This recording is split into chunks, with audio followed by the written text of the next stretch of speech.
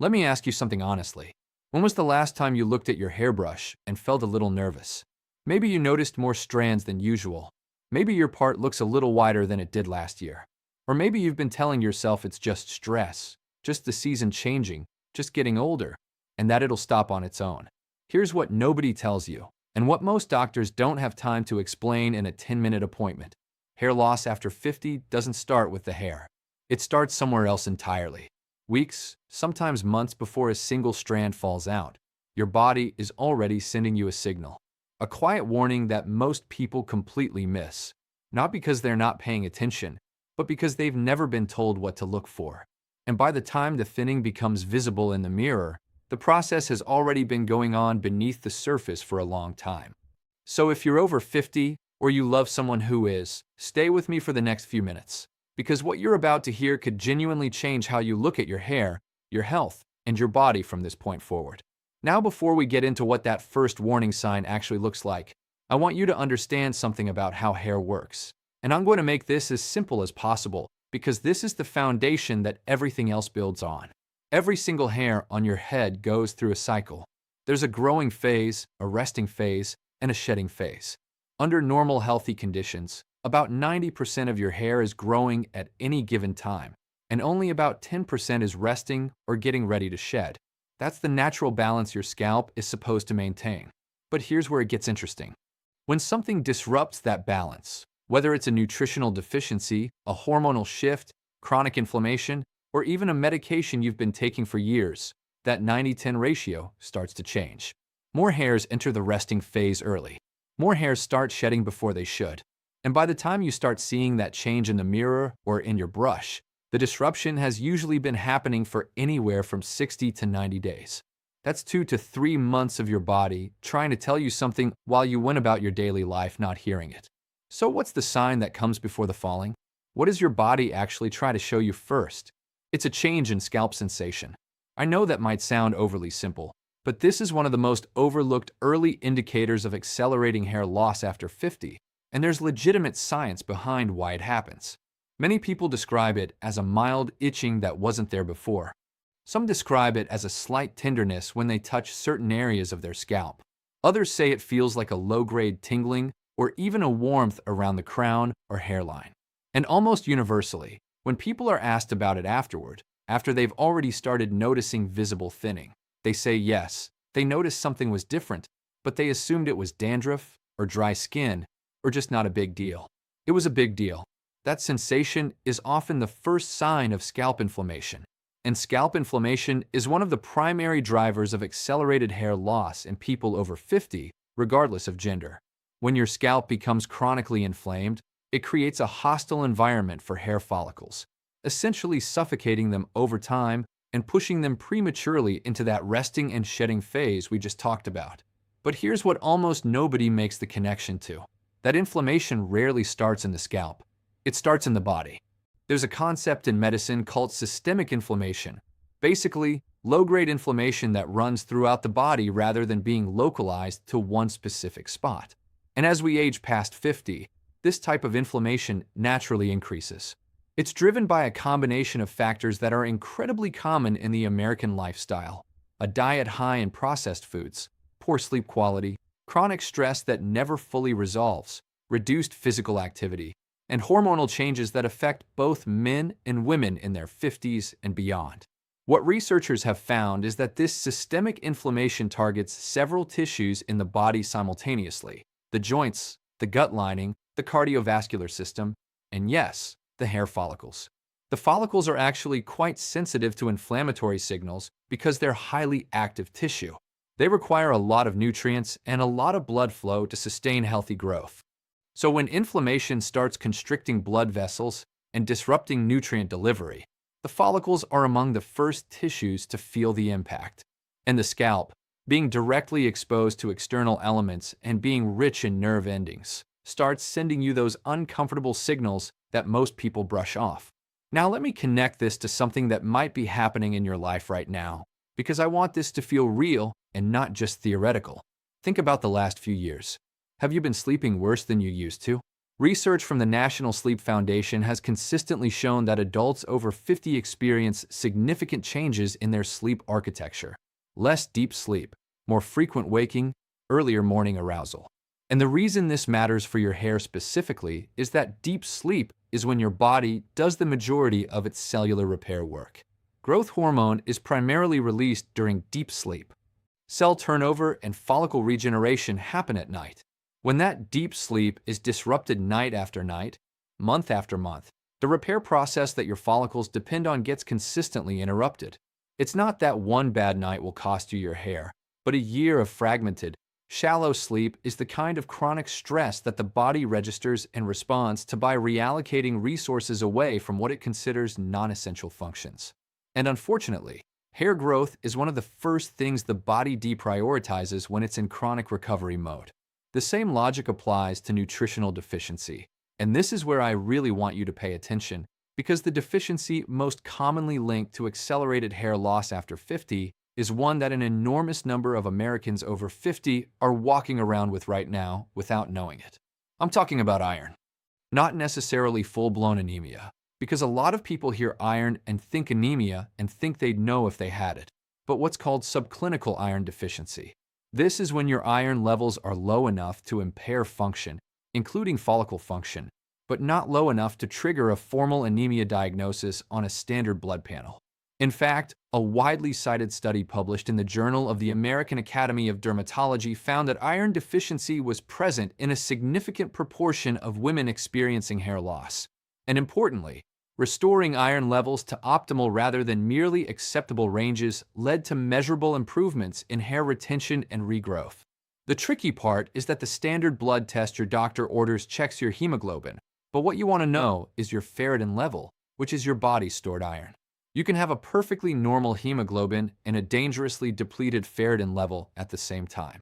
And if your ferritin is low, your follicles are starving even if the rest of your blood work looks fine. And ferritin isn't the only number worth knowing. Vitamin D is another one that comes up repeatedly in the hair loss research, and specifically in the population over 50, where vitamin D deficiency is remarkably prevalent. Your skin becomes less efficient at converting sunlight to vitamin D as you age. Your kidneys become less efficient at activating it. And the modern indoor lifestyle means most Americans aren't getting nearly enough sun exposure to compensate. Here's the connection to hair that most people never hear. Vitamin D receptors are found in hair follicle cells. When those receptors don't get adequate vitamin D, the follicles struggle to cycle normally. They're more likely to stay stuck in the resting phase rather than re-entering the active growth phase. Some researchers have described vitamin D as essentially the signal that wakes follicles back up after a rest cycle. And without enough of it, follicles can stay dormant longer and longer until they eventually stop activating altogether. A simple blood test can tell you exactly where you stand, and the correction is usually straightforward, though the right dose matters.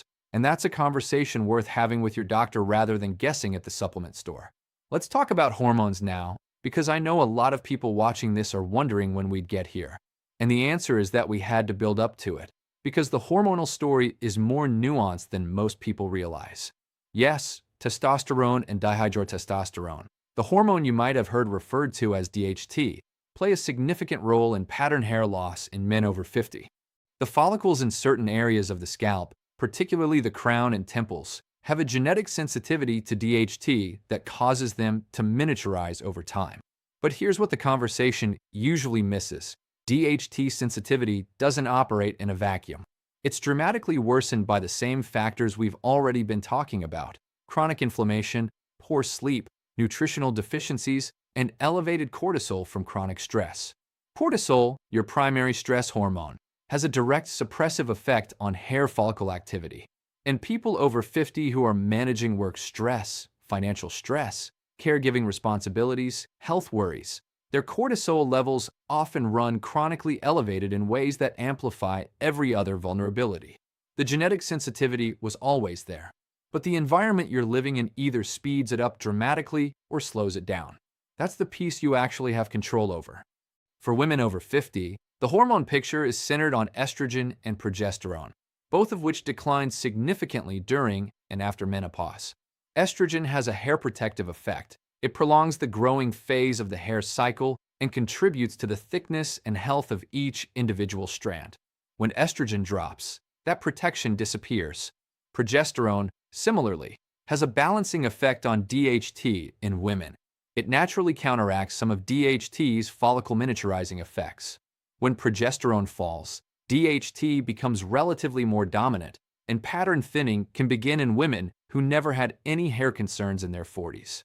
This is why postmenopausal women so often describe a sudden change in their hair that feels dramatic, but in reality wasn't sudden at all. It was a slow hormonal shift that finally crossed a threshold, combined with years of the other contributing factors we've been discussing. By the time the hair looks visibly different, the follicles have often been struggling for a year or more. So now let's bring all of this together into something practical, because information without application isn't really useful to you. What can someone over 50 actually do, starting right now, to slow what's already happening and protect what they still have? The first thing is to stop normalizing the sensation in your scalp if something feels off. That tingling, that tenderness, that persistent itching, don't ignore it. That's your body asking for attention. The second thing is to get the right blood work. Not just a standard panel. Specifically ask for ferritin, vitamin D, thyroid function including TSH and free T4, and if you're a woman, an estrogen panel appropriate for your menopausal status. If you're a man, ask about testosterone and, if possible, SHBG, sex hormone binding globulin, which affects how much of your testosterone is actually available to your cells. Armed with actual numbers, you and your doctor can make decisions based on what's real rather than what's assumed. The third thing is to take sleep seriously in a different way than you might have before. Not just sleep duration, but sleep quality. Cool, dark room. Consistent bedtime. Limiting alcohol in the evenings. Alcohol significantly disrupts deep sleep architecture even when it helps you fall asleep initially. And avoiding screens in the hour before bed isn't just wellness advice. It's genuinely protecting the nighttime repair process that your follicles depend on. The fourth thing, and this one surprises people, is to look at your protein intake. After 50, the body becomes less efficient at absorbing and utilizing dietary protein, a phenomenon researchers call anabolic resistance. Hair is almost entirely made of a protein called keratin, and if you're not consuming enough high-quality protein, your body will direct the protein it does have toward more critical biological functions and away from hair production. Most American adults over 50 significantly underconsume protein compared to what their body actually needs, especially if they're not strength training. Getting enough protein isn't about building muscle. It's about giving your body the raw materials to maintain every protein-dependent tissue, including your hair.